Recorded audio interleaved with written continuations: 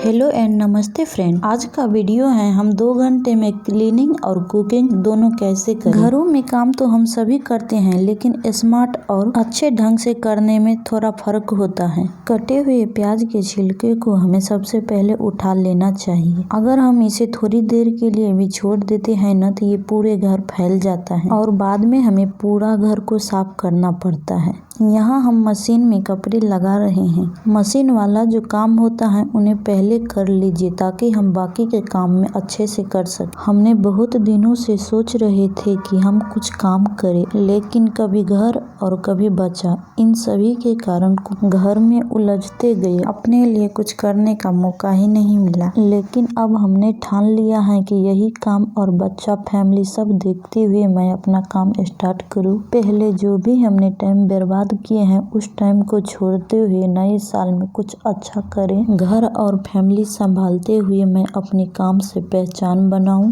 तो ये मेरा पहला वीडियो है। हाथ से धोने वाले कपड़े को हमने अलग कर दिया है और जो कपड़े मशीन में धोएगा उसे हमने मशीन में डाल दिया है।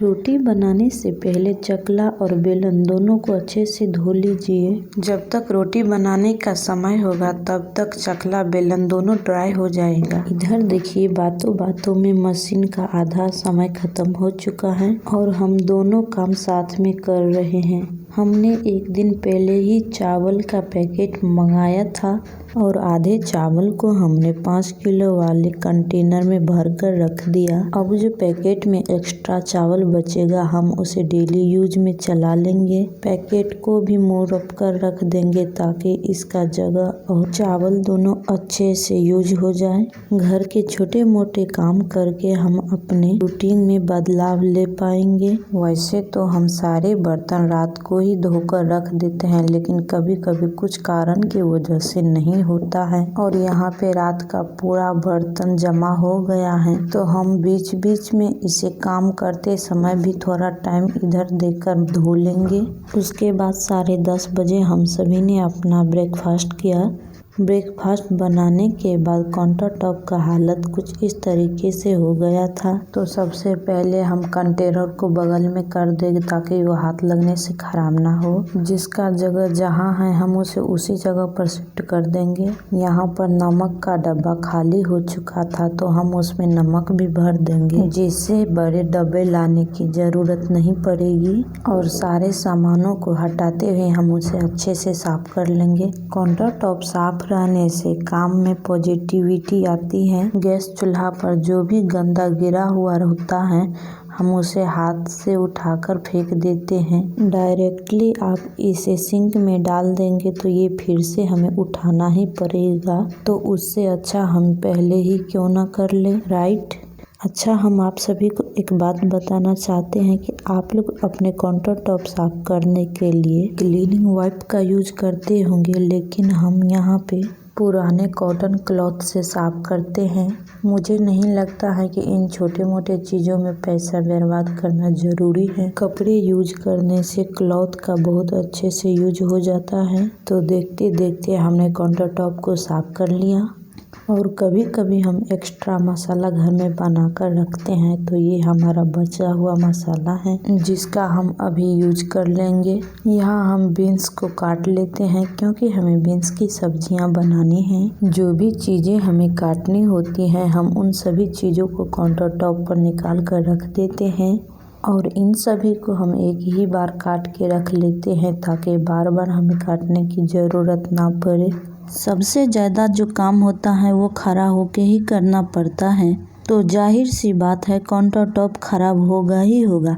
तो मैं क्या करती हूँ, लहसुन वगैरह का जो छिलके होते हैं, हम उसे एक वाटी या फिर कोई भी पन्नी में पैक करके रखते हैं, जिसके कारण काउंटर टॉप उतना गंदा नहीं होता है। यहाँ हम सब्जियाँ बनाने की तैयारी कर रहे हैं। तो सबसे पहले हमने कढ़ाई में तेल डाल दिया और उसमें थोड़ा सा कटे हुए प्याज को भी डाल दिया है। दोनों को गोल्डन ब्राउन हो जाने के बाद हम जो सब्जियां काटे थे उन्हें हम डाल देंगे और उसे अच्छे से चला देंगे।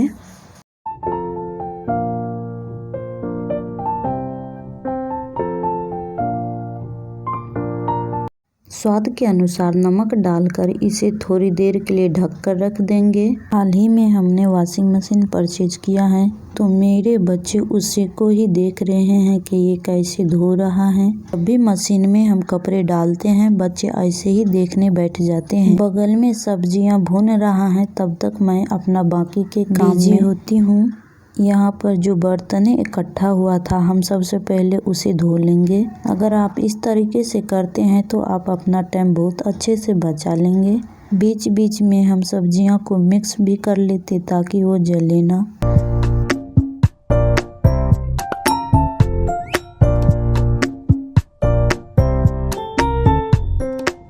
मसाला हमारा ऑलरेडी भुना हुआ है, तो हम पहले सब्जियां को अच्छे से भून लिए हैं और इसके बाद हम भुने हुए मसाला सब्जियां में डाल देंगे। इनको 1-2 मिनट के लिए अच्छे से मिक्स करेंगे।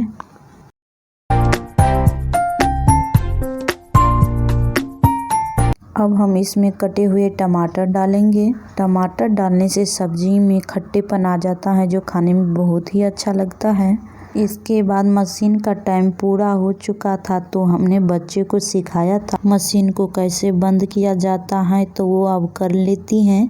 अगर आप अपने बच्चे को छोटे मोटे काम देते हैं करने के लिए जो उसे पसंद है, तो वो बहुत अच्छे से करते हैं। बच्चे को काम सिखलाने में प्रेशर नहीं देना चाहिए, वो अपने अच्छे से सीख लेंगे। लेकिन जो ज़रूरत हो रोज़ का, वो उसमें ज़रूर थोड़ा बहुत सिखाना चाहिए। और हाँ, ये काम बेटी को ही नहीं बेटा को भी सिखाना चाहिए, ताकि कभी उनको ज़रूरत पड़े तो वो खुद का काम खुद कर ले।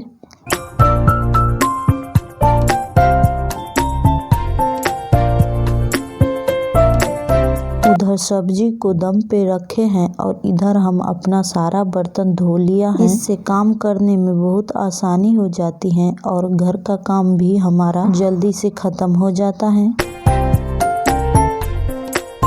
किचन का काम तो हमारा खत्म हो चुका है।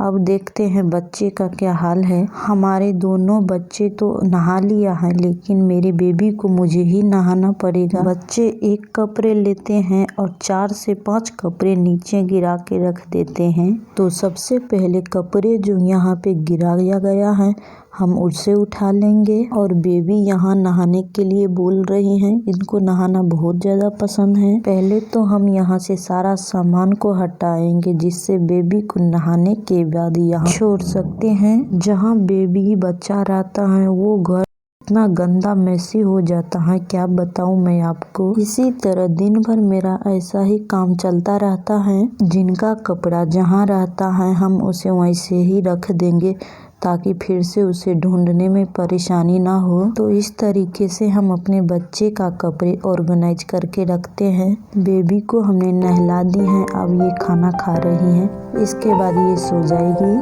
चैनल को लाइक शेयर सब्सक्राइब जरूर कीजिएगा। Thank you.